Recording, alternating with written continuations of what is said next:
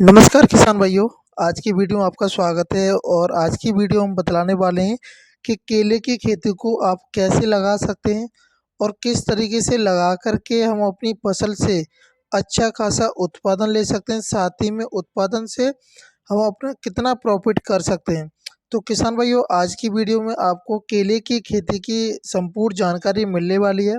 सबसे पहले मैं किसान भाइयों आपसे निवेदन करना चाहूँगा कि अगर हमारे चैनल पर आप पहली बार हैं तो चैनल को सब्सक्राइब करें और घंटी वाले बटन को ज़रूर दबा दें, जिससे कि वीडियो के नोटिफिकेशन आपको कंटिन्यू मिलते रहेंगे। तो मैं हूं आपका दोस्त विजय और आप देख रहे हैं अपना YouTube channel earn to business.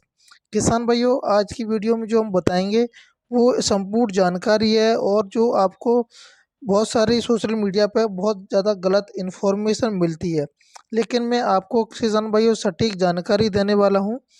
अब बात करते हैं, सबसे पहले हम जो केले की फसल को जब लगाते हैं तो हमें समय कौन सा अच्छा होता है।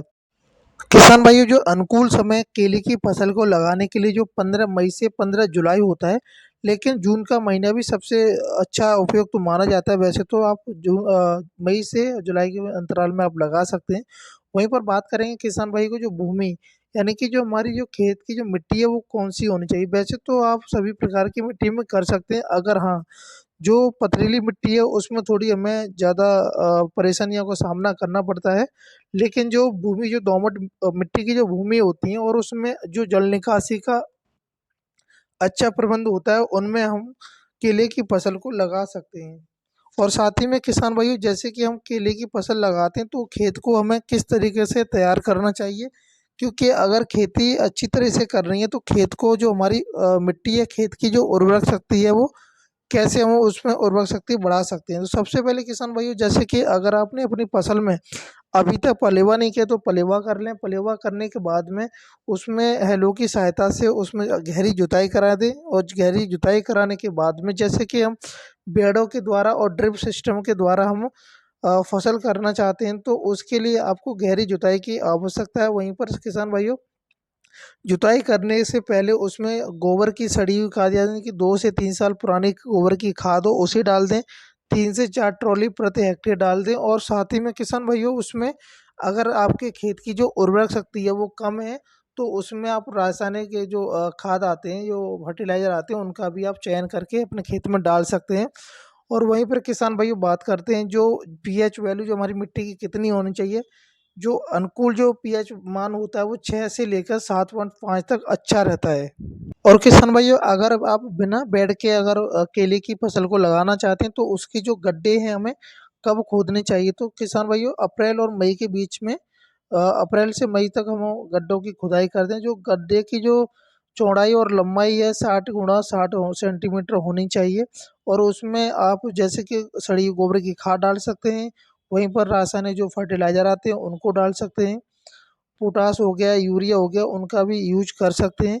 लेकिन अगर आप जैसे कि बेड की सहायता से और ड्रिप सिस्टम लगा कर के केले की फसल को लगाते हैं तो वो सबसे अच्छा होता है। क्योंकि किसान भाइयों, अगर केले की फसल में जो खरपतवार अगर ज़्यादा हो जाता है तो उसमें जो कीटनाशक हैं बहुत ज़्यादा आने लगते हैं। और जितना भी हमारी फसल में जो साफ सफाई रहती है तो हमारी फसल से अच्छा ही उतना उत्पादन रहता है। क्योंकि जो केले का पत्ते में अगर कोई भी कीट आ गया तो पूरी फसल को नष्ट भी कर सकता है। बेड बना करके मल्चिंग का हम इस्तेमाल करें, क्योंकि जो केले की फसल है जो कि 15 से 16 महीने तक चलती है। क्योंकि जब जो फसल हम लगाते हैं तो करीब 11 से 12 महीने के अंतराल में उसमें फूल आने लगते हैं। तो उसके बाद जो हम हार्वेस्टिंग करेंगे, यानी कि वो जो फल की तुड़ाई करेंगे, तो करीब 15 महीने हो जाते हैं। तो इसलिए हमें बेड बना करके और मल्चिंग पेपर बिछा करके तभी हम केले की फसल को अगर लगाते हैं तो अच्छा रिजल्ट देखने को मिलता है किसान भाइयों। वहीं पर बात करेंगे, जो हम पेड़ जो लगाएंगे तो उसका डिस्टेंस कितना होना चाहिए एक पेड़ से दूसरे पेड़ की। 1.5 से 5 मीटर आप रख सकते हैं, यानी 1.5 मीटर आप रख सकते हैं डिस्टेंस। वहीं कतार जो पेड़ की जो दूरी है, बीच में डिस्टेंस आपको 1.5 मीटर रखना चाहिए। और किसान भाइयों, जो आपको प्रति हेक्टेयर जो पेड़ की जो आवश्यकता पड़ेगी, समथिंग 44 से 45 के बीच में आपको पौधे की आवश्यकता पड़ने वाली है।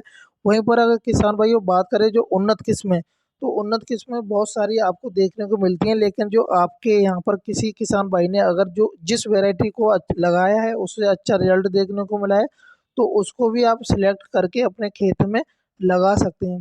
जैसे कि रोबस्टा हो गया, मालभोग हो गया, चिनिया चंपा आती है, कुटिया आती है, मुटिया आती है, और वहीं पर बत्तीसा, ये सारी वैरायटियां हैं जो कि अच्छी हैं, लेकिन अपनी एरिया के अकॉर्डिंग भी आप सिलेक्ट कर सकते हैं। अब बात करेंगे किसान भाइयों के जो खाद का शेड्यूल है, हमें कैसे यूज करना है अपनी फसल में। तो किसान भाइयों, जैसे कि हम बुवाई से पहले अगर पेड़ लगा रहे हैं तो नाइट्रोजन 300 ग्राम लेनी है, फास्फोरस 300 ग्राम प्रति पौधा आपको जड़ में पौधे की रोपाई करते समय उसमें डाल देना है, और मिट्टी मिक्स करके पेड़ पौधे की रोपाई कर देनी है। और रोपाई करने के बाद में किसान भाइयों उसमें सिंचाई कर दें। अगर आपने इरिगेशन सिस्टम लगाया तो इरिगेशन से 2 से ढाई घंटे उसमें सिंचाई कर दें, या फिर आप नॉर्मल सिंचाई भी कर सकते हैं। वहीं पर बात करेंगे जो हमें दूसरा जो हम खाद यूज करेंगे तो हमें किस दिनों के अंतराल में करना है। जैसे ही आपकी जो पौध की रोपड़ है वो 1 महीने की हो जाती है, तो उसमें आपको नाइट्रोजन ले लेना है। वहीं पर आपको नाइट्रोजन जो 60 ग्राम लेना है, और लेकर के अपनी जो पेड़ की जो जड़ है उसमें आपको डाल देना है।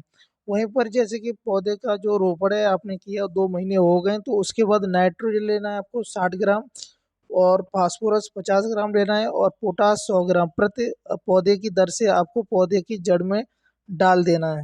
और किसान भाई, जैसे ही आपकी जो 3 महीने की फसल हो जाती है, तो उसके बाद में जो खाद आपको डालना है, नाइट्रोजन 60 ग्राम प्लस पोटाश डालनी है 100 ग्राम, दोनों को मिक्स करके अच्छी तरह से पेड़ की जड़ में डाल देना है। ऐसे ही जैसे कि 4 महीने के अंतराल में आपको एक एक महीने के अंतराल के बाद में जैसे चौथा महीना आएगा, तो उसमें भी आप नाइट्रोजन और पोटाश का इस्तेमाल कर सकते हैं।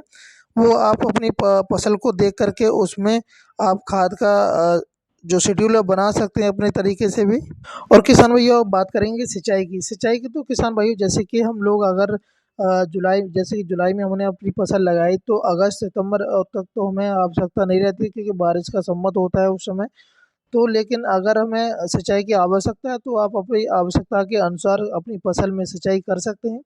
वहीं पर अगर ड्रिप इरिगेशन सिस्टम लगाया है, तो आपको 5-6 दिन के अंतराल में सिंचाई करनी है। तो वहीं पर बात करेंगे जो हमारी फसल में यानी केले की फसल में किसान भाई जो कीट आते हैं, जो रोग आते हैं, वो कौन कौन से आते हैं। पनामा मिल्ट आता है किसान भाइयों, और लीफ स्पॉट आता है, तना गलन आता है। और ये तो 3 रोग है, बहुत ज़्यादा आते हैं, जो कि हम इनका बचाव कैसे कर सकते हैं। सबसे फर्स्ट जो सॉल्यूशन है जो कीटनाशक को बचाने के लिए, अपने खेत के चारों तरफ साफ सफाई रखना। खेत के अंदर खरपतवार ना होना, अगर खरपतवार है तो उसे निराई गुड़ाई इसके द्वारा आप उसे निकाल सकते हैं। वहीं पर अगर पनामा मिल्ट अगर आ गया है, तो उसमें आपको जो स्प्रे करनी है, जो पत्तियों पर जो पीलापन आने लगता है, आप समझ जाएंगे कि इसमें पनामा मिल्ट आने लगा है। तो इसमें आप वावेस्टन आपको 1.5 ml ले लेनी है, प्रति लीटर की दर से आपको घोल बना लेना है, और पौधे के चारों तरफ आपको स्प्रे कर देना है। ये स्प्रे आपको 2 से 3 बार करनी है, और जो कि 15 से 20 के दिन के अंतराल में आपको स्प्रे कर देना है। आपको अच्छा रिजल्ट देखने को मिल जाएगा।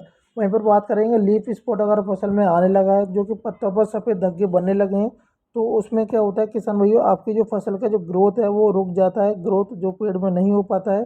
और तो इसके लिए आपको जो स्प्रे करना है, डाइथेन M45 लेना 2 ग्राम, प्लस कॉपर ऑक्सीक्लोराइड लेना 2.5 ग्राम प्रति लीटर पानी की दर से 2 से 3 बार छिड़काव करें। 10 से 15 दिनों के अंतराल में स्प्रे कर देना है आपको। वहीं पर किसान भाई बात करेंगे, तो अगर हमारी फसल में तना गलन का जो रोग अगर देखने को मिल रहा है, वो एक्चुअली किसान भाई जो तना गलन जो रोग आता है वो फफूंदी लगने के कारण आता है।